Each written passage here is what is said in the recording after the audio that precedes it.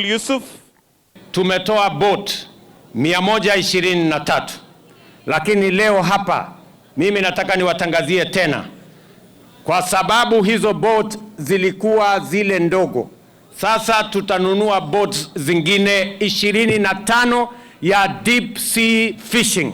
Ile inaweza kwenda siku moja iishi kule baharini, watuletea samaki ya kutosha.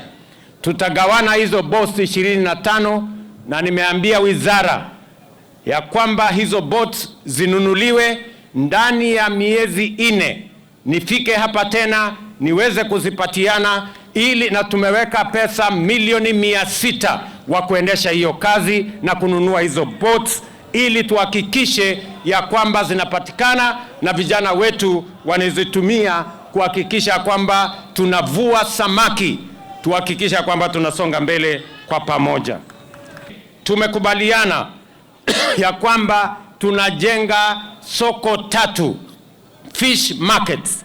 Moja tunajenga pale Likoni, ingine tunajenga Malindi na ingine tunajenga Kibuyuni kule Kwale.